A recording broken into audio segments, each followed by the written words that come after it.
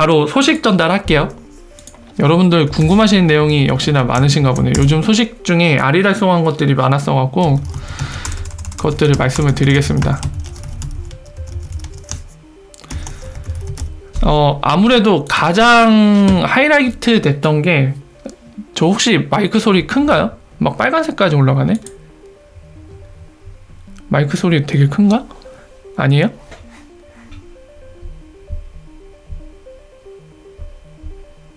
이런 얘기는 하지 맙시다. 50원 얘기 하는 거는, 그러니까 믿음이 많아서 그러실 수도 있는데, 다른 분들이 50원을 원하지 않을 수 있거든요. 50원 오면 10만 개 산다는 얘기는 떡락하라는 얘기잖아요. 네. 잘 들려요? 네. 자. 예. 감사합니다. 이제 소식 정리해서 말씀을 드릴게요. 아마 가장 큰 소식이 만 하루도 안 됐죠. 지금 어마어마한 물량을 이동을 시켰습니다. 리플사가 이동시켰는데, 잠깐 볼게요. 지금 보면 한 10억 개 이동시킨 것 같아요. 지금 보시는 것처럼 여기에 한 거의 4억 개, 그죠? 19시간 됐네요. 여기도 거의 4억 개. 지금 같은 계정으로 보냈죠. 그리고 다른 계정으로 하나 보낸 게 4억 6천만 개 정도 보냈어요. 그러면 다 합치면은 거의 뭐 한 12억 6천만 개, 13억 개 가량이 되는데요.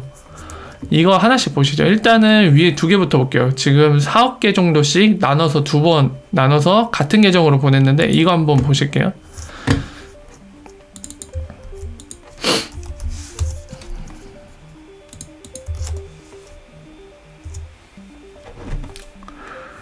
네, 여기 보이죠? 일단은 지금 보시는 지갑은, 그러니까 계정은 리플사 계정, 지금 이 대량의 물량을 이동시킨 계정이 아니라 딴 계정이네요. 리플사의 딴 계정이 보시는 것처럼 1월 24일 날 활성화 시켰고, 그 다음에 4일 지나서 오늘이죠. 네, 미국 시간 기준. 오늘 어제라고 할게요. 그냥 한국 시간 기준을 얘기하자. 자, 그래서 4억 개 두 번에 나눠서 거의 8억 개. 지금 실제로도 밸런스가 8억 개 가까이 있는데, 이렇게 이동을 시켰죠. 근데 특이한 거는 단서가 없어요. 보시면은 리플사가 활성화시킨 계정이긴 한데, 뭐 멀티사인이나 이런 게 있으면 더 추적하기 쉬울 텐데, 일단은 그런 내용이 없습니다. 지금 보시는 것처럼 단서가 전혀 없어요. 최근에 만든 지갑에다가 다른 이력이라도 있으면 뭔가 연관성을 찾을 텐데, 이게 없어요, 내용이. 그래서 이거는 일단 패스를 할게요. 뭔가 단서가 더 없기 때문에 좀 더 이제 나중에 어떻게 이동하는지 좀 지켜봐야 될 것 같고, 요거 4억 6천만 개를 잠깐 보시죠. 이것도 확인을 해봅시다. 쏙. 자, 보시면은 이거는 좀 활성화가 작년에 됐었네요. 몇 달 됐어요. 한 대략 5달 정도 됐네요. 작년 8월 21일 날 활성화됐고, 비트 스탬프 계정에서 이쪽으로 40개를 보냈네요. 그래서 리저브 물량이 20개인데 요 개수를 채워서 액티베이션이 됐죠. 여기 써있죠. 그래서 액티베이트 바이 비트 스탬프라고 되어 있습니다. 그리고 최근에 1월 24일 날에 180개를 보냈었어요. 이거 글쎄요. 이거 어쨌든 네, 보면은 180개를 보냈어요. 뭔가 명확하지가 않죠. 왜 적은 수량을 미리 보냈었는지. 어쨌든 간에 이렇게 보내놓고 그 다음에 만 하루도 안 된 시간에 4억 6천만 개를 보냈습니다. 그리고 이 계정은 참고로 다른 계정을 활성화시킨 적이 있어요. 대략 20.34개를 보내서 이 계정 활성화시켰는데 이것도 열어보죠. 활성화되고 아무것도 없죠. 다른 계정 하나 활성화는 시켰는데 아무 일 없습니다. 특별한 일이 없어요. 자, 그래서 이걸 놓고 좀 볼 수 있는데요. 문제는 한 두 가지 정도를 생각해야 될 것 같아요. 요 부분.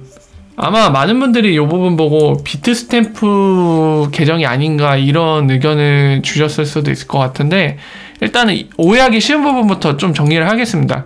이거는 비트 스탬프 계정의 의미가 아니라, 정확히 얘기하면 이 비트 스탬프 계정에서 40.34개만큼 작년 8월 22일 날 23시 56분에 40.34개가 이렇게 페이먼트로 이동해 와서 이 계정이 활성화된 거예요.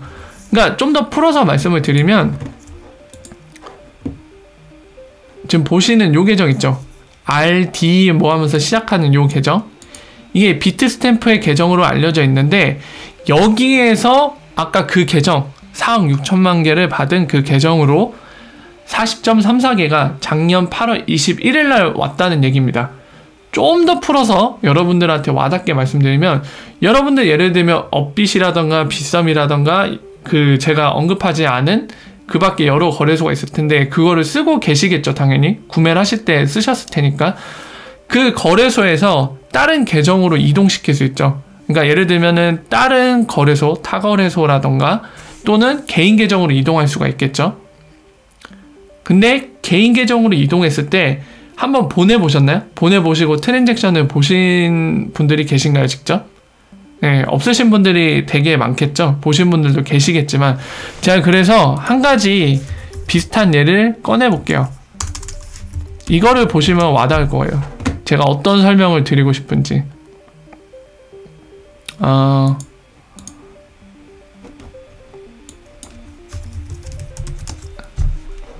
없어? 아니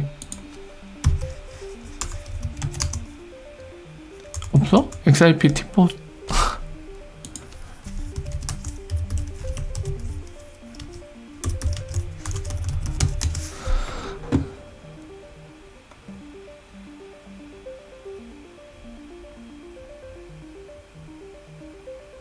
응?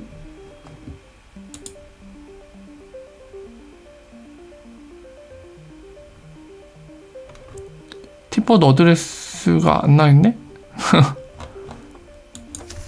이렇게 해야 되나?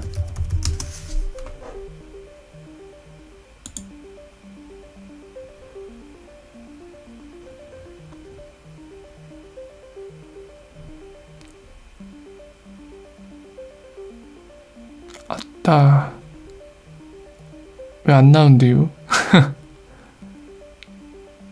티뽀 계정이 조회가 안 되네.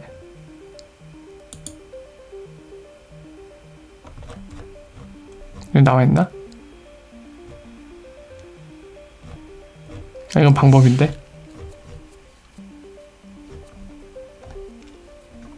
네, 나와있다. 찾았네.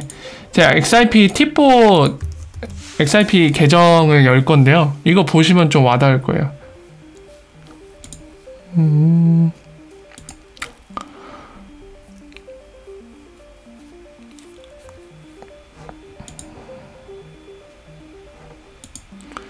자, 지금 보시는 요 XRP 계정이 XRP 티봇 계정입니다. 그죠? 여기 보이시죠? 티봇 계정. 여기를 주목하세요. Activated by 비트스탬프 적혀있죠? 여기 역시 4억 6천만 개를 받은 계정, 누구 건지는 아직 알 수 없지만 Activate by 비트스탬프 적혀있죠? 그러니까 만약에 지금 이 아까 보시는 이 계정이 비트스탬프 거라고 생각하시는 분들은 아마 이 부분 때문에 비트스탬프 거라고 생각하실 수가 있을 것 같은데, 보세요. 만약에 그 논리라고 하면은 XRP 티봇이 비트스탬프 거야 되죠? 근데 왜 아닌지는 제가 설명을 드렸어요. 아까 요거 아까 보시는 비트스탬프 계정에서 유저가 굉장히 많잖아요. 비트스탬프 안에서 사용하는 유저들. 그 중에 한 명이 비트스탬프에 있는 거를 출금해 갖고 보내면은 그 계정이 받았을 때 당연히 요 계정에서 왔으니까, 그래서 비트스탬프로 찍힐 수밖에 없어요.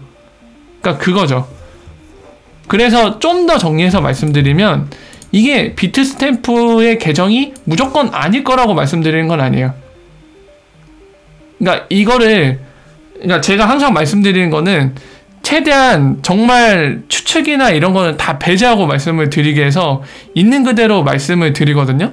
그래서 아무래도 그러니까 여러분들 중에는 결론만 내줘라, 그냥 이게 비트스탬프 건지 아닌지만 결론을 내줘라, 이러신 분들이 있겠지만 진짜 최대한 정확한 사실을 말씀드리려고 그렇게 결론을 낼 수 없는 건 그렇게 절대로 말씀을 안 드립니다. 그러니까 어떤 의미냐면 다시 풀어서 설명을 드릴게요. 이거는 확실하게도 비트스탬프에 있는 계정에서 온 게 맞아요. 그래서 이 계정이 액티베이트 된 거는 맞습니다. 활성화된 건 맞지만 가능성이 양쪽으로 열려 있다는 거죠. 진짜로 비트스탬프에서 이 계정의 주인일 수도 있어요. 그러니까 본인들이 이 계정의 주인이기 때문에 이 계정을 본인들 계정에서 빼앗갖고 활성화시킨 걸 수도 있고, 그리고 비트스탬프를 사용하는 유저가 이 계정을 활성화시킨 걸 수도 있습니다. 출금을 해서 일로 보내면 되니까.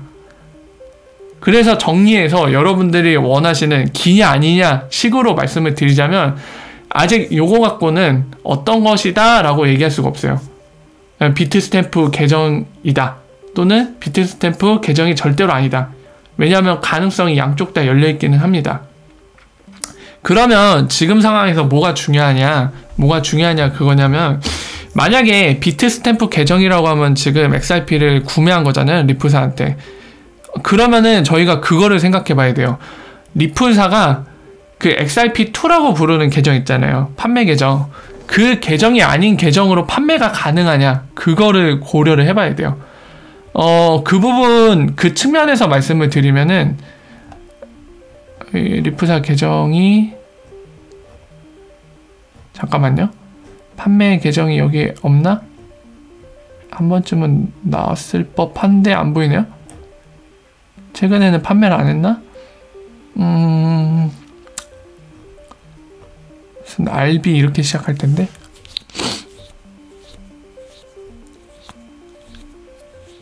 최근에 없네? 보고 말씀드리려고 했는데 최근에는 없네요. 좋습니다. 일단은 그럼 나중에 하죠. 자, 그거를 생각해 봐야 돼요. 그러니까 무슨 얘기냐면은, 적으면 되겠다. 저희가 이런 의문을 가져야 돼요. 요 판매 라이센스 획득한 뉴욕에서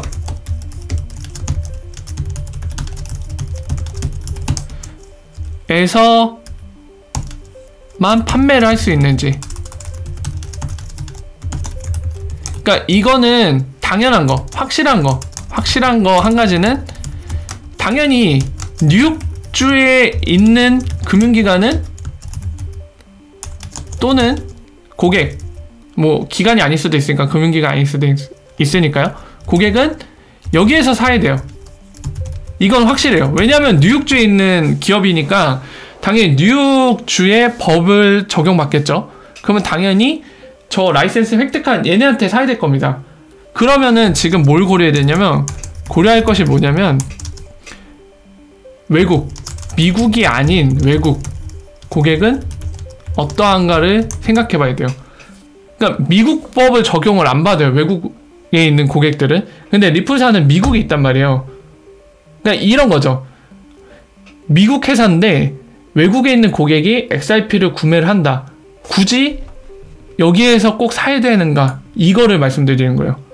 만약에 아니다, 외국 고객은 여기에서 살 필요가 없다, 이 계정으로부터 살 필요가 없다, 무조건. 그러니까 자회사로부터 구매할 필요 없고 리플사한테 직접 구매가 가능하다 하면은 아까 그 그림이 가능한 거죠.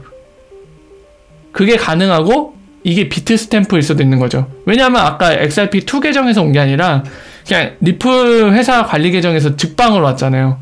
근데 만약에 이 고려할 것, 외국 회사도 그런 거 없다, 리플사가 미국 법인이기 때문에 준수해야 한다, 이럴 경우에는 그게 절대로 비트스탬프 계정일 수가 없는 거죠.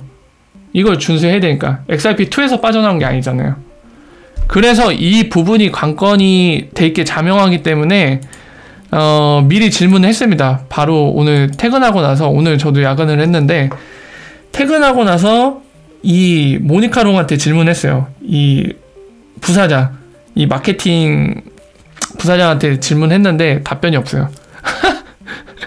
아까 그 맥락에 질문했습니다. 그러니까 리플 CEO가 지난주에 그 다보스 포럼에서 그걸 강조했잖아요. 그 문어 대가리, 조셉 루빈, 그 싸가지 없는 문어 대가리랑 같이 이제 세션 가질 때 리플사는 유일하게 이제 리드하고 있는 회사다. 어떤 면에서요? 투명성. 우리가 파는 거 다 분기보고서 공개하고 투명하게 다 공개하고 있다. 근데 이더리움은 그렇지 않았잖아요. 그러니까 그 얘기를 한 적도 있기 때문에 이제 그 언급을 하면서 질문했거든요. 근데 답변이 없어요. 그러니까 질문한 내용은 대충 그거예요. 그러니까 너희 판매가 오직 XRP2 계정에 의해서만 이루어지느냐, 이 질문을 했어요. 만약 노라고 하면은 아까 말씀드린 맥락 요 부분에 의해서 저게 진짜 뭐 비트 스탬프든 또는 이제 해외에 있는 고객일 수도 있겠죠. 리플사 관리 계정이 아니라. 그죠? 그래서 이 질문 했는데 여기에 대한 답변을 듣지 않는 이상은 범위를 좁히기 힘들 것 같아요. 이 부분은. 그래서 리플사에 좀 어느 정도 공식적인 답변이 필요한 부분입니다. 만약에 민감한 사안이라고 하면 절대로 답변 안 할 거예요, 또. 그러니까 본인들의 발언에 의해서 뭔가 시장에 영향이 있다거나 뭔가 이게 약간 NDA성의 뭔가 사업 진행과 관련된 거다. 그럼 얘기 안 하겠죠. 참고로 이거 갖고 이제 그 기사도 뜨는 것 같더라고요. 뭐냐면 최근에 분기보고서에 최근에 4분기 보고서 작년 거 보시면은 그 리플렛 엑셀레이터 프로그램인가요? 명칭이? 그 인센티브 프로그램 언급이 있었잖아요. 그 본인들의 이거 판매 물량을 어떻게 쓰는지 여기 있다. 여기 있네요. 리플렛 엑셀레이터 프로그램 이 언급이 있었습니다. 그러니까 본인들이 많이 갖고 있는 그 60% 가까이 되는 XRP를 쥐고 있잖아요, 전체에. 그러니까 이거를 투자로 쓴다고 했는데 그 종류 중에 이제 스프링을 통한 투자랑 이 리플렛 엑셀레이터 프로그램이라고 부르는 약간 인센티브 형태의 이 XRP 투자하는 거, 이거를 언급을 했는데요. 이거 아닐까 언급하시는 분들이 계세요. 가능성이 없진 않은데 한 가지 제가 좀 이제 생각하실 때 참고할 거를 말씀드릴게요. 이 엑셀레이터 프로그램이 최근에 공개된 게 아닙니다. 언론에서는 마치 최근에 생긴 것처럼 보도를 좀 많이 하고 있는 것 같은데 그건 좀 잘못됐어요. 아까 보면은 날짜가 안 나와있죠. 보시면은 제가 이 소스를 보면 날짜가 나온다고 했죠. 퍼블리셔 타임이 언제죠? 이 프로그램 시작한 거는 2017년 10월 13일이에요. 1년도 넘었어요. 1년하고도 한 3개월 정도 된 얘기입니다. 최근에 시작한 프로그램이 아니에요. 그러니까 적을 수도 있는데 아닐 수도 있는 거죠. 최근에 시작한 프로그램이 아니기 때문에 이 시기가 맞물려 갖고 이 분기보고서에 언급이 됐고 최근에 알았다. 그래서 왠지 요걸 것 같아. 최근에 이 프로그램을 시작한다고 생각을 했기 때문에. 근데 사실은 아니죠. 2017년 10월에 이미 시작했던 프로그램입니다. 그래서 생각을 하실 때 가능성이 아예 없는 건 아닌데 이미 예전부터 시작한 프로그램이라는 거 좀 정리해서 말씀을 드릴게요. 그러니까 결과론적으로 아까 그 쟁점 사항인 리플사가 해외에 있는 고객, 그러니까 비트스탬프도 어차피 영국이 본사니까 해외에 있는 고객한테 판매할 때 XRP2를 안 거쳐도 되는지 이 부분만 좀 명확해진다면 요거에 대해서 어느 정도 해답이 나올 수 있을 것 같아요. 그래서 그 부분이 좀 중요한 사항이라고 좀 말씀을 드릴게요. 아직은 기다 아니다 어떻게 얘기하기에 좀 어려운 상황이다 가 아마 지금의 적절한 상태일 것 같습니다. 이 부분 설명을 드렸고요. 다시 돌아와서 다른 소식들 보죠. 어쨌든 10억 개 이동한 거는 100분의 1이잖아요, 전체. 와, 굉장히 많은 물량이 이동한 거죠.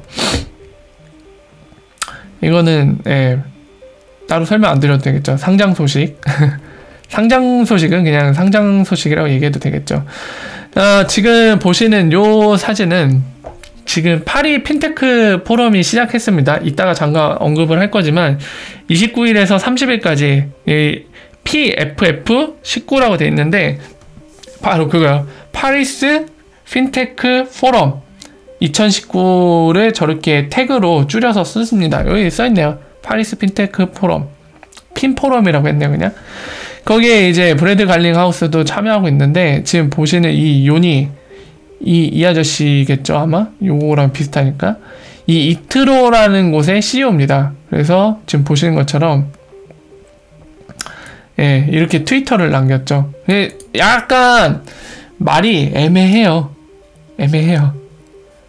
이 엑스라피드 관련돼서 뭔가를 하는 것처럼, 그리고 밸리데이터 이제 운영하는 거 관련돼서 좀 뭔가 말을 남겼는데 모르겠어요. 약간 명확하게 이렇게 얘기 안 했어요. 그냥 이트로는 엑스라피드 파트너로 참여를 할 거고, 그리고 네트워크 이 밸리데이터, 그러니까 XRP 레저의 밸리데이터를 운영할 거다. 뭐 이렇게 명확하게 얘기한 게 아니라 애매하게 얘기했어요, 지금. 예. 그러면서 뒤쪽에도 뭐 블록체인의 그 대량 적용, 보통 우리나라 말로는 대량 적용이라고 하죠. 매스 어덥션. 예, 관련해서 중요한 그런 포인트, 관점이 될 거다. 뭐 이런 얘기를 남겼는데 되게 아리달송하게 남겨서 명확하게 뭐라고 말씀 못 드리겠어요. 그래서 이 게이터보드 얼마 전에 다보스 포럼 전에 리프 CEO랑 사진 찍고 무슨 인터레스팅이라고 했나요? 익사이팅 뉴스라고 했나요? 흥미로운 소식을 곧 전달할 거니까 그 채널 고정 뭐 이런 식으로 남겼었잖아요. 근데 아직까지 아무 얘기 없죠. 그런 맥락에서 지금 이트로 CEO도 이렇게 남겼는데 보면서 좀 웃음이 나오네요. 아니 좀 이 사람들이 재밌나 봐요. 이런 식으로 하는 게. 우리는 진짜 속 터지는데 이런 식으로 남기면 뭔지 너무 궁금하잖아요. 그냥 떡하니 얘기하면 안 되나? 엑스라피드 파트너 거래소 하겠다. 뭐 하겠다. 이렇게 남기면 되는데 즐기나 봐. 이 웃고 있는 모습이 좀 얄밉죠. 이씨. 이 아저씨가 이 립스틱 칠해버릴까 보다 이거 이렇게 예, 되게 얄밉네요. 그래서 뭐 이런 트윗이 있다는 거 4시간 전이죠 무려. 참. 예. 그리고 다음 거 소식 보겠습니다. 이 블록체인4 유럽은 지난 스트리밍 때 설명드렸지만 에이다하고 리플사 그리고 그 밖에 몇 개 업체가 이렇게 협업을 해갖고 만든 조직이에요. 그러니까 유럽 쪽에 블록체인 적용하는데 그런 레귤레이션 관련된 거를 좀 빨리 끌어당기려고 만든 조직이거든요. 연합체죠, 일종의. 그래서 거기에서 트윗을 남겼는데 지금 리플사 CEO가 한 얘기를 인용해서 이렇게 남겼네요. 보시면은 크립토 에셋, 바로 암호화폐 미래에 대해 언급한 거를 이제 인용하는 문구를 트위터로 남겼습니다. 트윗으로 남겼는데 여기 써있죠. 페이먼트로서 사용되는 크립토 커런시스, 암호화폐들. 예. 미래는 한 5년에서 적어도 5년에서 10년 정도 떨어져 있다. 그러니까 이 얘기는 좀 풀어서 저희한테 와닿게 설명하면은 암호화폐들이 페이먼트로 사용되는 거는 그 미래는 한 적어도 5년에서 10년은 걸릴 거다. 이 얘기를 하고 싶은 거죠. 지금 보면은. 그래서 오늘날의 가장 큰 리스크, 이 더 마켓이라고 하는 건 크립토 커런시 마켓이겠죠. 암호화폐 시장의 가장 큰 위험 요인은 레귤러토리다. 불확실성이다. uncertainty 얘기하죠. 이거는 근데 오해하시면 안 돼요. 여기 보면 XRP라고 적은 게 아닙니다. XRP 두 가지 정도 오해하실 수 있을 것 같아서 설명을 드릴게요. 크립토 커런시스라고 얘기했어요. 암호화폐들. 이게 중요하고 어떤 게 적어도 5년에서 10년 걸리냐. 암호화폐들이에요. 크립토 커런시스고 두 번째로는 페이먼트로 쓰이는 걸 얘기하잖아요. 브릿지가 아니라 페이먼트. 그러니까 페이먼트라고 하면은 그러니까 암호화폐들 갖고 뭔가 지불을 하는 거죠. 실제로. 결제. 그러니까 그 결제 암호화폐 갖다 뭐 결제하는 거 이런 의미로서 페이먼트로 처리되는 게 그거 하는 게 한 적어도 5년에서 10년 뒤에나 그 모습을 볼 수 있을 것 같다 이 얘기를 하는 겁니다. 예. 이게 본인의 뷰를 얘기한 거죠. 본인의 관점, 생각. 그래서 그거를 좀 말씀드리고요. 이 보이시나요, 이거? 전에 기억나십니까? 그 다보스, 이미 끝난 다보스 스위스에서 있던 포럼이랑 지금 보시는 29일과 30일 날 진행되는 파리 피테크 포럼, 그리고 2월 달에 2월 13일에서 14일 날 진행되는 그 컨퍼런스가 어디였죠? 장소가? 장소는 제가 기억이 안 나네요. 어쨌든 간에 방금 말씀드린 이 컨퍼런스까지 해서 총 3개의 포럼이나 컨퍼런스에서 이제 리플사와 스위프트사가 격돌하는 형태로 이제 순서가 마련돼 있었잖아요. 지금 보시는 파리스 핀테크 포럼도 마찬가지였는데 사라졌어요. 스위프트 CEO가 사라졌어요. 얘네가 다보스 스위스 거기 포럼에서도 쓱 빠지더니 여기서도 쓱 빠졌어요. 발을 뺐어요. 그러니까 리플사 CEO 혼자 출연하게 돼갖고 AMA를 하네요. 진짜 당황스러워요. 가서 볼까요? 프로그램이 변경된 것 같거든요, 지금. 진짜 당황스러워요, 진짜. 보겠습니다. 아젠다를 좀 봐야죠. 아젠다 있네요. 이게 얘네가 스위프트가 확실히 손해라고 판단을 한 것 같아요. 둘이 동급으로 비교되면 본인들이 불리한데 실제로 지금 그래 보이죠? 여기서 이 세션에 넣고 여기서도 한번 보죠. 네, 여기서 넣고 발을 뺀 것 같아요. 발을 빼갖고 변경된 것 같아요, 느낌이. 여기 넣고 글로벌리제이션 여기 넣고 레이징 펀드 여기 당연히 없겠죠. 주제가 이게 아니니까. 그리고 웨이스 이것도 없겠죠. 주제가 리플사 주제가 아니고. AMA는 아까 있었고요. 그냥 확인차 한번 눌러볼게요. 네, 여기 있죠. 리플 CEO 피치 세션 없죠. 자, 30일날 보겠습니다.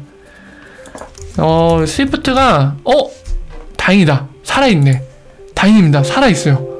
오, 저는 빠진 줄 알고 깜짝 놀랐어요. 내일입니다. 다행이다. 이거 여기 시간 기준으로 자 봅시다. 이 스위프트 발 뺀 줄 알고 깜짝 놀랐네. 다행히 살아있어요. 여기서는 격돌을 해야죠. 어디 감히 발을 빼. 지난번엔 뺐지만 이번에 여기서 못 뺀 모양입니다. 자, 한번 얘기를 해야 되는데, 자, 파리 시간 기준으로 한번 볼까요? 파리 시간. 우리나라랑 시간차 얼마나 나는지. 자, 파리 시간이 GMT 플러스 1이네요. 네덜란드랑 비슷하네. 우리나라가 GMT 플러스 9거든요. 그러면 봅시다. 31일날 지금 10시 20분이죠. 그러면 우리나라 시간으로 30일. 저희가 8시간 더 더해야 되니까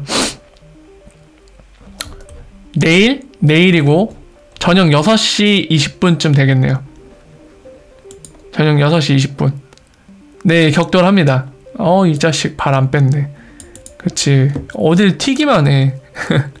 다행히 둘이 격돌하고, 다시 한번 말씀드리지만 내일 이제 30일 넘어가는 거 1분 남았죠. 내일 출근하셔갖고 일 하시다가 퇴근 시간쯤 되면 둘이 격돌을 합니다. 약 20분 동안 격돌하고 주제는 Let's Send the Money. 다행이다. 자, 그래서 격돌한다는 거 잠깐 말씀을 드리고요. 아니, 저는 이것만 보고 되게 깜짝 놀랐어요. 이 옆에 있어야 되는 양반이 빠져 있어갖고 혹시나 했는데 다행히 확인해보니까 살아있네요. AMA 이제 시간을 별도로 하네요. 그래서 4시간 전쯤에 이거 5분 준다는 건가요? 되게 너무 짧게 준다. 어쨌든 AMA를 진행했고 이것과 관련돼서 좋은 소식이 있었으면 조만간 누군가 정리해서 올리겠네요. 네. 그래서 이 방금 말씀드린 AMA 때 뭔가 새로운 소식이 나왔으면 누군가 정리를 할 테니까 해서 소식이 들려올 것 같고, 있다고 하면요. 그리고 우리나라 시간으로 내일 1월 30일 됐죠. 오늘 열심히 출근해서 일하시다가 퇴근한 시간대쯤 되면 저녁 6시 20분부터 40분까지 둘이 격돌을 합니다. 굉장히 흥미롭습니다. 꼭 봐야겠네요. 저도 내일 라이브로 볼 수 있다면 봐야 될 것 같아요. 자, 그리고 다음 소식 말씀드릴게요. 보시면은 이거는 그냥 넘어가는 걸로 알아두시면 될 것 같아요. 이단 맥버로가 여러 가지 얘기가 나오는데 가끔씩 본인이 좀 교정을 해줘야겠다 확실하게 하는 것들을 이런 식으로 트위터로 남기는데, ILP 버전 4까지 나와 있어요. 지금 버전업이 계속 돼 있는데 이거 좀 애매하게 적었네. 이건 좀 애매하다.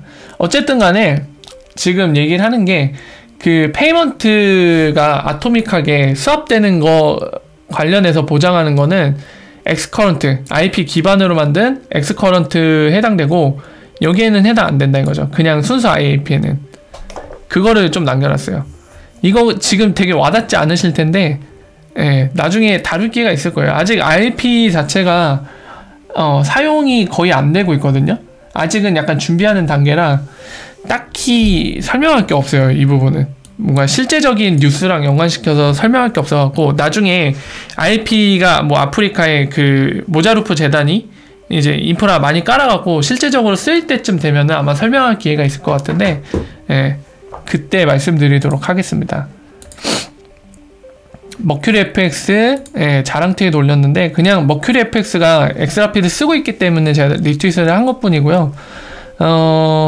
특별한 거는 없어요. 근데 이제 얘네가 엑스라피드 쓴 이후에 저 릴라이어블 인터내셔널 페이먼트 파트너라고 이제 얘기를 했어요. 그러니까 약간 신뢰 있는 그런 걸 의미하거든요. 그러니까 이제 고객들한테 크로스보더 페이먼트, 약간 인터내셔널이 국제적인 의미이기 때문에 크로스보더 페이먼트랑 비슷한 맥락을 갖습니다. 그래서 우리 머큐리 FX가 바로 너의 크로스보더 페이먼트 처리해줄 수 있는 신뢰 있는 릴라이어블한, 예, 그런 파트너가 될 수 있다. 이 홍보를 하는 거죠. 그래서 그걸 보시면 되고요. 그 다음 소식은 이 댄 모르건은, 예, 몇 번 말씀을 드렸지만 영국 정부에서 원래 일하다가 리프사의 직원으로 왔고, 담당은 지금 보시는 것처럼, 예, 레귤레이션 담당인데, 유럽 쪽에서 레귤레이션 담당인데 헤드예요. 헤드급이에요. 본부장급. 그래서 이 사람이 트윗을 올렸는데, 아마 지금 이 IMF 의장 보이시죠? 이 여자분. 여러분들도 얼굴만 봐도 알고 계시죠? 이 사람 지금 파리스 핀테크 포럼에 참여하고 있는데, 이 사람이 CBDC 관련해서, 그리고 디지털 에셋 관련해서 또 긍정적으로 역시나 또 얘기를 했습니다. 굉장한 믿음이 있어요. 이 사람은 되게 중앙은행들한테 CBDC 발행을 장려하고 디지털 에셋, 특히 크로스보더 페이먼트 관련해서 그런 혁신을 가져다 줄 거다, 약간 이런 기본적인 생각을 갖고 있습니다. 그래서 옹호하는 발언을 했죠. 했고, 그리고 드디어 계속 언급이 나왔던 이 키타오 회장인데요. 드디어 했습니다. 뭐랬냐면 R3랑 합작회사 조인트 벤처를 만들었어요. 예, SBI 리플 아시아처럼 SBI R3 재팬을 만들었습니다. 그래서 역시나 내용을 훑어봤는데 좀 비슷해요. 그러니까 SBI 리플 아시아가 동아시아 지역을 관장하거든요. 한국, 일본, 중국 뭐 이런 식으로 관장을 하는데, 얘네도 R3랑 조인트 벤처를 만들었고, 방금 말씀드린 SBI R3 재팬이 그 회사인데, 그 회사 커버 지역이 동아시아예요. 커버 지역도 동일하고요. 그리고 지분율도 거의 비슷해요. SBI 그룹이 60% 가져가고 R3가 40% 가져가는 구조입니다. 그래서 이거를 만들었고, 아까 말씀드린 대로 동아시아 지역을 포함하기 때문에 일본 지역도 해당이 돼요. 그러니까 일본 지역에 R3 기반의 블록체인 플랫폼을 제공하고, 그것들을 이제 플랫폼을 실제적으로 설치하고 뭐 유지보수하고 여러 가지 역할들을 담당할 회사를 만든 거죠. 그래서 뭐 여담으로 이 얘기가 나와서 말씀드리지만, 키타오 회장은 매번 말씀드리죠. 공식적으로 XRP를 글로벌 세ttlement로 만들겠다, 이 얘기를 하고 있고, 그리고 R3 통해서 XRP를 쓰도록 하겠다, 이 얘기를 하고 있기 때문에, 뭐 R3 전체적인 그 회사 차원은 모르겠지만, SBI R3 재팬이 이제 담당하는 지역에서 R3의 그 코르다를 도입을 하면은 당연히 세ttlement를 XRP에 쓰려고 노력을 하겠죠. 이해관계도 맞물리죠. 얘네는 리플사도 합작회사를 만들고 있고, 리플사의 지분도 갖고 있고요. R3 지분도 갖고 있고, 당연히 그렇게 하려고 노력을 하겠죠. 본인이 공공연하게 발언을 하기도 했고요. 방금 제가 말씀드린 대로요. 예, 그런 소식이고요. 이 미주호뱅크에 대해서 아시나요? 아마 아시는 분들 계실 텐데, 이거 잠깐 눌러볼까요? 요 미주호뱅크. 아마 얘네가 일본 내 탑 은행일 거야, 아마. 미주호뱅크가. 미쓰비시 뱅크가 1등이 아니라 얘네가 1등인 걸로 알고 있거든요. 잠깐만요. 재팬 뱅크 랭킹을 한번 볼까요? 미쓰비시가 1등이네. 뭐야, 3등이잖아. 제가 잘못 알고 있었네요.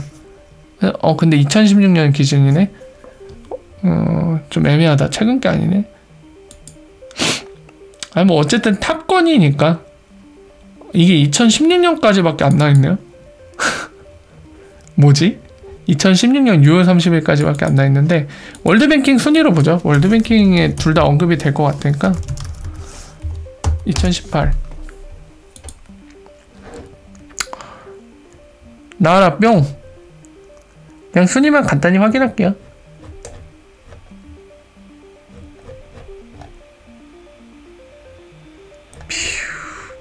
아, 이거는 기준별로 나눈 게 너무 많다. 그냥 간단히 종합 순위만 알려주면 안 될까? 요거 있네.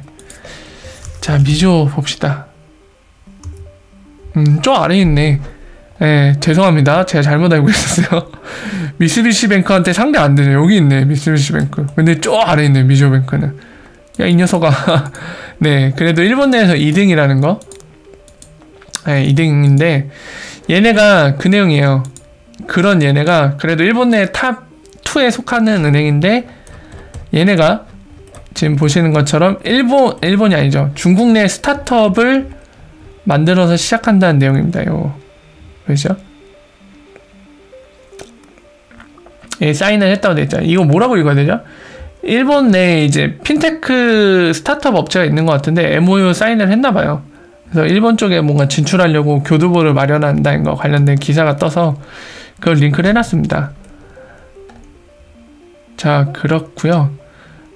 그리고 코인게이트라는 암호화폐 거래소가 있는데, 예, 보이시죠? 코인게이트 암호화폐 거래소가 있거든요. 여기에서 잠깐만요. 이 지역이 캐나다인가? UAB 이 주소 한번 검색해 볼까요? 어딜까요? 캐나다인 것 같기도 한데.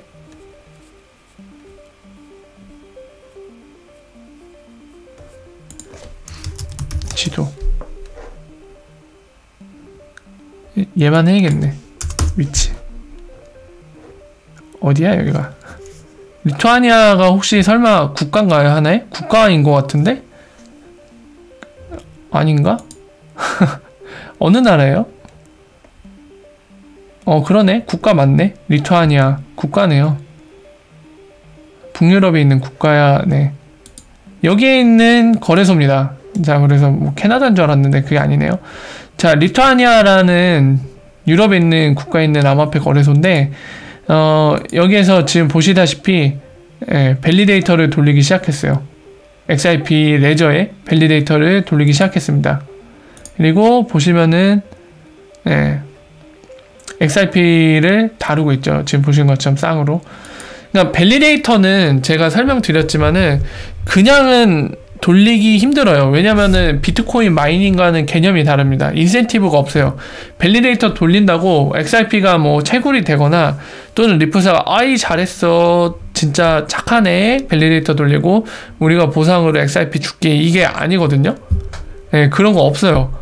그래서 제가 뭘 말씀드렸죠? 밸리데이터는 투표할 수 있는 권한은 있습니다.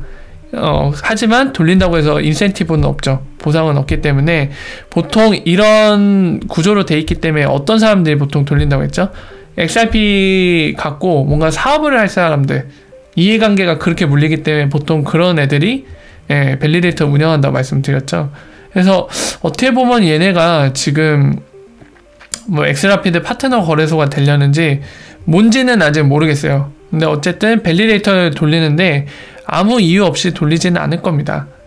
그래서 얘네도 좀 지켜볼 필요가 있어졌다는 거를 좀 말씀을 드립니다. 그리고 그 다음 소식은 이제 아까 대량 물량 이동 설명드렸던 거고요. 네, 비트루가 지금 비체인이라고 부르는 암호화폐랑 또 쌍을 하나 늘려놨죠. 네, 그 소식입니다. 그래서 빠르게 넘어갈게요. 그리고 아까 보신 파리 핀테크 포럼에 이 코스타 페릭 이 사람도 지금 참여했습니다. 오자루프 재단이죠. 이 사람 왜 이렇게 부해 보이지? 약간 돼지 아저씨 됐네요. 원래 본인 트위터 사진은 이렇게 뚱뚱하지 않은데 포샵했나? 다른 사람 같은데 약간? 아닌가? 어쨌든 지금 보시는 것처럼 이 사람도 개인적으로 트윗을 남겼어요. 파리 핀테크 포럼에 참여한다고. 그래서 뭔가 또 얘기한 게 있으면은 소식이 들려올 것 같은데요. 일단은 기다려 봐야 될 것 같아요. 제가 오랫동안 찾아보진 못했지만은 파리 핀테크 포럼 동영상이 라이브로 올라오는 것 같지는 않더라고요. 그래서 그런 영상이 공개되거나 그러면은 그때 좀 내용을 확인할 수 있을 것 같네요. 차후에 그런 영상이 업로드되면 같이 확인해 보면 될 것 같습니다. 그리고 지금 보시는 거 PNC는 뭐죠? 미국의 탑 10에 속하는 은행 중에 하나인데요. 참고로 펜실베니아 주에 본사가 있는 은행이죠. 지금 보시는 것처럼 얘네랑 IBM이랑 헬스 관련된 거 블록체인 프로젝트를 진행한다고 나왔습니다. 건강보험이라고 해야 되나요? 보험 쪽 관련해서 블록체인 플랫폼을 적용하려고 진행을 한다는 소식이 들렸어요. 그래서 역시나 좋은 소식이에요. 그러니까 직접적으로 좋은 소식은 아니고 이런 맥락이라고 지난번에 한번 설명을 드렸죠.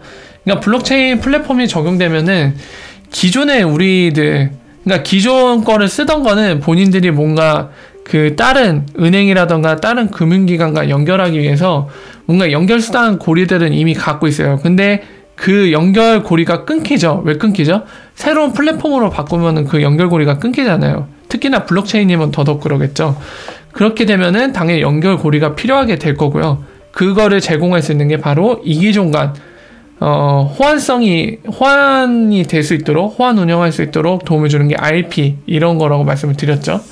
그러니까 RP 도입을 그런 동기부여를 불러올 수 있고, 그런 것들이 적용되면은 RP 구조 자체가 RP 커넥터라는 거에 의해서 약간 플로우식으로, 약간 인터넷 패킷들이 돌아다니는 형태로 라우터 간에 그런 방식으로 돼 있기 때문에 중간에 XIP라는 셀러먼트 쓸 때 에셋이 필요합니다.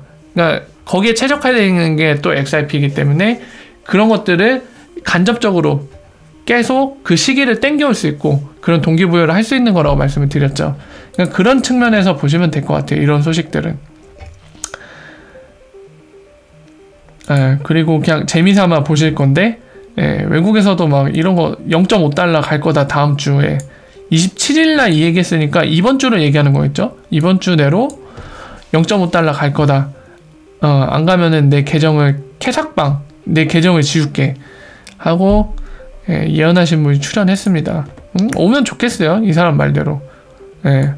근데 재미삼아 봐야죠.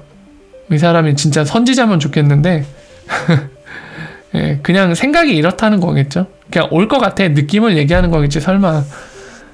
근데 느낌을 얘기하는 것 치고 되게 강렬하게 얘기했네. 캐삭방 하자고.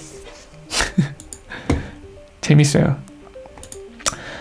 그리고 삼성페이 관련인데요. 이 삼성페이로 해외로 돈 보내는 기능이 추가될 거라는 이제 인스타그램의 기사 리뷰가 있었는데요. 국내에서도 여기 어떤 분이 달려주셨지만은 국내에서도 기사가 있었어요. 맞습니다. 국내에서도 관련된 기사가 있었습니다. 그런 것처럼 이제 해외 인스타그램 바로 리플사의 파트너거든요. 여기서도 이 기사를 다뤘는데 좋은 것 같아요. 이거는 뭐 리플사에 직접적으로 도움이 된다는 건 아니고, 그러니까 해외 송금의 시장이 점점 확대될 수 있는, 그러니까 고객들이 접근할 수 있는 통로가 늘어나는 거잖아요. 삼성페이로 지금 국내 같은 경우 사용자가 1000만 명이 넘는다고 통계가 나와 있는데요. 그러니까 점점 접근성이 많아진다는 거는 사용자가 늘어난다는 얘기고, 그러면 해외 송금되는 볼륨이 늘어난다는 거겠죠. 이런 거는 시장의 변화를 가속화 시켜줄 겁니다. 뭐 이 소식 자체가 리플사 또는 리플사의 사업 성공 또는 XRP 가격을 올리는 요인이라서 올린 것보다는 시장에 대한 변화를 이끌어낼 수 있는 촉진제가 될 수 있기 때문에 이 기사에 대해서 잠깐 언급을 했어요. 그래서 그런 측면을 보시면 될 것 같아요. 삼성페이에 빨리 적용되면 좋겠네요. 그리고 요거 리플드랍은 이번 주로 예정이 되어 있습니다. 지난주에 시기상으로 매번 패턴상 지난주에 올 줄 알았는데 그 라인 카르테한테 물어봤죠. 라인하르트 카르테? 라인하르트 케이트. 이름 언급을 잘못했는데 그 맨날 나와갖고 뭐 헤이 뭐 이러면서 처음에 하이 또는 헤이 막 이렇게 시작하면서 I'm 뭐 라인하르트 케이트 뭐 이러면서 이제 에피소드 하나씩 소개를 하는 사람 있잖아요. 스케이트보드 맞나? 맞죠? 스케이트보드 타기도 하고. 그 사람이 이거 담당하는 직원인데 그 사람 답변으로는 이번 주라고 했어요. 그래서 아마 오늘 새벽 또는 내일 새벽쯤에 올리지 않을까 싶거든요. 조만간 이번 주에 올 겁니다. 그래서 리뷰 관점에서 다시 한번 말씀을 드리면, 그 켈리라고 리프사 인사 담당 있어요. HR 담당 있는데 그 사람이 출연을 했었습니다. 그래서 뭐 채용 관련해서 아마 언급이 있을 것 같고요. 에피소드 하나는 어떤 내용이 나올지 되게 궁금하네요. 그래서 지켜보면 될 것 같고요. 유로 엑심뱅크에서 새로운 영상을 공개했어요. 엑스커런트 관련된 홍보 영상인데 지금 보는 것처럼 영상을 공개했습니다. 이거 나중에 한번 봐보세요. 지금 같이 볼 필요는 없는 것 같아요. 되게 이 솔루션을 명확하게 찝으면서 어떤 기능을 갖고 있는지, 이걸로 뭘 할 수 있는지를 계속 홍보하면서 고객들한테 얘기를 하고 있어요. 그리고 여담으로 여러분들 말씀드리는데, 이 엑심이 고유 네임이 아닙니다. 약간 의미를 담은 그런 글자예요. 그러니까 어떤 의미냐면, 예를 들면은 이렇게 비유를 말씀드릴게요. 혹시 우리나라 특수은행 중에 한국수출입은행이 있는 거 여러분들 아시는 분 계실 거예요. 네. 이 엑심이라는 게 그 수출입을 얘기하는 겁니다. 수출입. 익스포트, 임포트. 그 두 단어에 앞 글자 2개씩 따갖고 합쳐갖고 엑심이라고 해요. 그래서 실제로 한국수출입은행의 영문 이름은 그거예요. 코리안 엑심뱅크예요. 한국 수출입은행. 그러니까 유로 엑심뱅크는 뭘 의미하냐면 유럽 수출입은행으로 보시면 돼요. 네, 그 의미를 갖고 있어요. 그러니까 얘네가 제일 메인 비즈니스를 하는 게 바로 트레이드 파이낸스인 거예요. 수출입. 이름 자체도 수출입이니까. 그러니까 무역금융 쪽을 메인 비즈니스를 하고 있는 거예요. 그리고 고객 대상들한테 이런 거를 계속 홍보하고 있는 거고요. 우리가 엑스커런트 이제 쓰니까 이걸로 이런 장점이 있어. 그래서 너희가 무역금융 할 때, 수출입할 때 우리 통해서 하면 이런 장점이 있으니까 우리랑 하자. 이 홍보를 하고 있는 거예요. 그래서 그런 약간 틀이 되는 중요한 정보, 그거를 기억하는 가운데 얘네들이 하는 일을 보시면 될 겁니다. 이거는 뭐 지난번 말씀을 드렸던 거 아니구나. 말씀 안 드렸구나. 이 블록체인 포 유럽은 아까 말씀드렸죠. 그 연합체라고. 거기에서 이제 트윗을 남겼는데, 뭐 핵심만 말씀드리면 글로벌 레귤레이션 적용하는 거는 여전히 아직 떨어져 있다. 아직 좀 더 가야 된다. 그 얘기를 하고 있는 거예요. 코앞에 있다라고 얘기하는 게 아니라 좀 더 돼야 될 것 같다. 그 얘기를 남겼습니다. 참고로 여기 UK나 독일이 들어가 있는 게 전 의외였어요. 그리고 스위스, 그리고 미국, 일본, 아더스 하면서 굿서머리. 이 크립토 에셋을 분류하는 거에 관련해서 이제 요약한 거, 잘 요약해 놓은 거다 뭐 이러면서 얘기를 하는 거죠. 더 FCA 남겨놨죠. 영국의 금융 감독하는 그런 기관을 보시면 된다고 말씀드렸죠. 자, 지난번에 설명드린 거랑 연관이 있는 내용이에요. 이거는 특별히 아직 뭐 의미는 없는 것 같아요. 이 GMT는 알고 계시죠? 이스라엘에 있는 리프사 파트너 금융기관입니다. 근데 뭐 새로운 서비스를 하나 봐요. 크게 상관없습니다. 그리고 이거는 지난번에 설명을 드렸죠. 더 설명드릴 게 없네요. IBM 요거 설명드렸죠. 다 설명드렸네. 그래서 소식 설명이 끝났네요. 여기까지 해서 끝났고, IBM 아까 질문 주신 분 계셔서 다시 말씀드리지만 지난 방송 때 상세하게 설명을 드렸었거든요. 뭐 결론만 얘기하면은 저 자료가 2016년이에요. 16년 IBM과 같이 일을 한다는 리프사가 2016년이라 그동안의 변화가 있을 가능성이 있습니다. 뭐 지금도 같이 일을 하고 있을 수도 있겠지만 2016년 자료라 현재도 같이 일을 하고 있을 거라 보장하기는 좀 힘들어요. 너무 오래된 자료예요. 그래서 그 부분은 기억하시고 더 상세한 내용이 궁금하시면은 제가 지난 방송 때 길게 시간을 잡아서 설명을 드렸으니까 그 내용을 좀 참고하시면 될 것 같습니다. 자, 그래서 여기까지 해서 소식 정리 분석은 다 말씀을 드린 것 같아요. 그리고 이제 코일의 모네타이제이션 좀 말씀을 드릴게요. 일단은 자, 윈드시 거를 보면서 좀 말씀을 드릴게요. 최근에도 여전히 막 해외에서조차도 질문이 많이 들어가고 있어요, 이 사람한테. 그래서 지금 막 이런 식으로 답변을 주고 있는 게 보이시죠? 야, 내 XRP 다 어디 갔어? 내 밸런스, 잔액 어디 갔어? 막 하면서 질문을 계속 하고 있어요. 해외에서도. 그래서 지금 보면은 아직도 정리 중입니다. 아직 완벽하게 정리가 안 됐어요. 다른 트윗을 한번 보면서 말씀드릴까요? 메인터넌스 관련해서 아직 문제가 있다고 얘기를 하죠. 아직 정리 중입니다. 그래서 이 정리가 끝나면은 여러분들 XRP 티봇에 그 본인의 계정에 있는 잔액이 좀 문제가 있다고 생각하시는 분들은 아마도 아직 정리가 안 돼서 그럴 거예요. 그래서 좀 더 기다려 보시고요. 아마 윈드 이 사람이 정리가 끝나면은 지금 얘기하는 것처럼 여기 써있죠. 메인터넌스 끝난 후에 정확한 양이 셋을 될 거예요. 지금 뭐 다른 맥락의 얘기를 했는데 다른 트윗에서도 그 얘기가 있어요. 메인터넌스 끝나면 이제 그 백필 해줄 거다. 정리가 되면은 그만큼 정확한 양을 채워줄 거라고 얘기를 하고 있거든요. 그래서 정리가 일단은 끝났다고 얘기할 때까지 기다려 보시고, 정리가 끝났는데도 여러분들 XRP T4에 있는 잔액이 맞지가 않으면 그때 문의를 한번 해보세요. 그렇게 하시면 되고, 이 사람이랑 상관없이 코일사에서 정리를 해버렸습니다. 이미 알고 계신 분들 아시죠? 어떻게 정리했냐면은 요 도네를 원래는 리미트가 없었는데 리미트를 넣어버렸어요. 그러니까 구독을 $5 할 수 있잖아요. 그러니까 $5만큼만 도네가 가능한 건지 아니면 뭐 $5 결제하지만 $10까지 가능한 건지 모르겠지만 기능을 넣어버렸습니다. 리미트가 걸려요. 그래서 이제 윈드씨가 막던지 안 막던지 그걸 떠나서 코인사에서 리밋을 걸었기 때문에 이제 아마도 셀프 도네는 힘들어진 게 아닐까 싶습니다. 이미 눈치 빠르신 분들은 보셨겠죠, 벌써.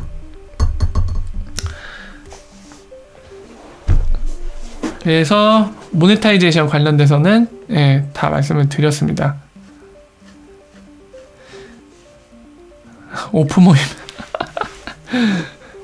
자, 그래서 여기까지 이제 말씀드렸고,